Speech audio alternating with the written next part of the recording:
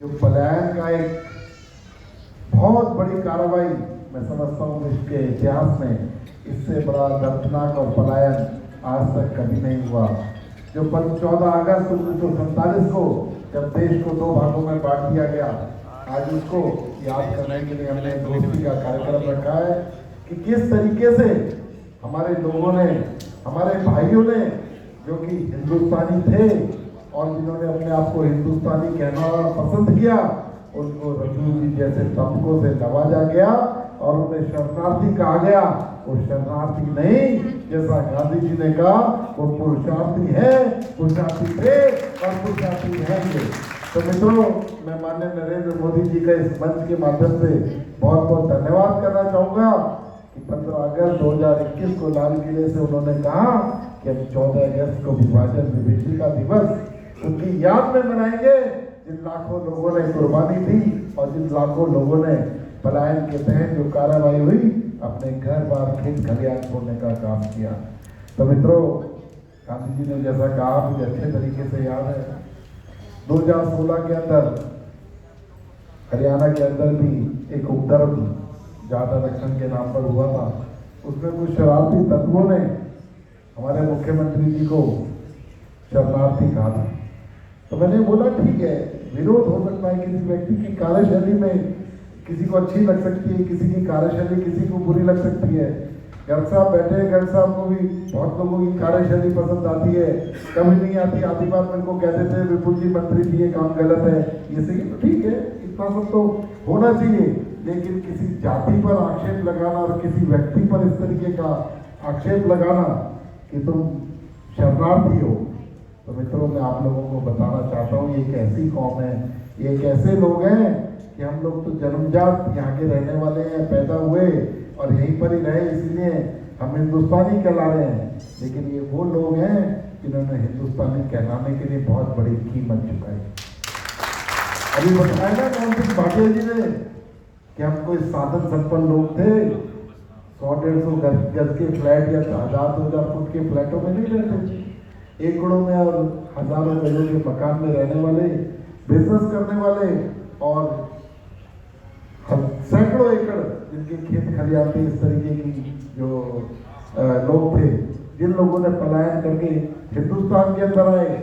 और जब भारत को दो भागों में राजनीति ने बांटा, इन्होंने नहीं बांटा, किसी व्यक्ति ने नहीं बांटा, हिंदुस्तान की राजनीति ने बांटा कि जब भारत के अंदर भारत के दो टुकड़े करके हिंदुस्तान और पाकिस्तान बनाया, इन लोगों ने अपने खेत खलियान छोड़कर, अपने घर बार छोड़कर, और जैसा बताया मोदी जी ने कि सोने के जो जेवरात थे उनको खड्डे में डालकर वहीं पर ही दफन कर आ गए, लेकिन अपने आप को हिंदुस्तानी कहलाना पसंद किया।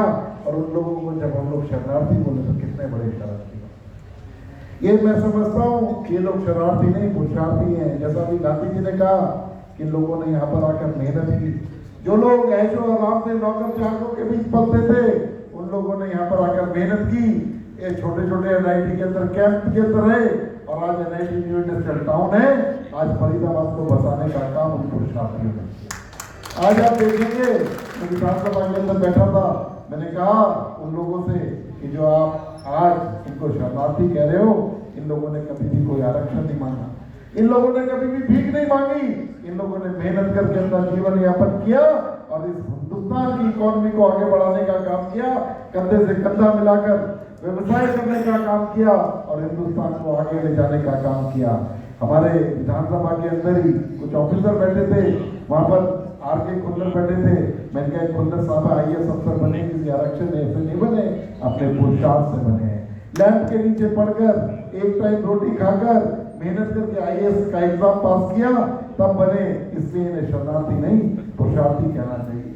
और फिल्म इंडस्ट्री के अंदर सुनील दत्त, हमारे राज कपूर, कितने बड़े बड़े कलाकार हुए, वो किसी आरक्षण से और किसी भीख मांगकर वो इतने बड़े कलाकार नहीं बने, अपने पुरुषार्थ से बने। और देश का प्रधानमंत्री IK गुजराल कहाँ से, पाकिस्तान जिसे आज हम कहते हैं, वहां से चलकर यहाँ पर आए, हिंदुस्तान में रहना पसंद किया और अपने पुरुषार्थ से वो देश के प्रधानमंत्री बने। तो मित्रों, वो बहुत बड़ी उपलब्धि थी।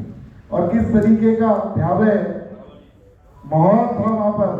माननीय लालकृष्ण आडवाणी गांधी जी बोल रहे हैं कि जो हमारे भारतीय जनता पार्टी के, मैं तो कहूँगा निर्माता लालकृष्ण राकेश आडवाणी जी, वो भी उसी एरिया से आए थे और अपनी मेहनत से इतने ऊंचे पद पर पहुंचने का काम किया।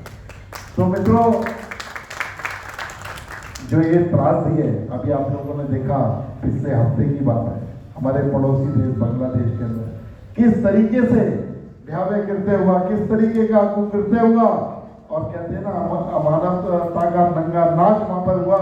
लेकिन जो कांग्रेस, जिसने देश को दो भागों में बांटने का निर्णय किया, हिंदुस्तान और पाकिस्तान बनाने का काम किया, उसके अध्यक्ष ने, उसके नेता ने उस प्रधानमंत्री को ट्वीट तो किया, उसको मुबारकबाद दी, लेकिन एक बार ये भी नहीं बोला कि किस तरीके का तांडव हिंदुओं के साथ हो रहा है, किस तरीके का अत्याचार हिंदुओं के साथ हो रहा है। एक बार उसे कहने का काम नहीं हुआ।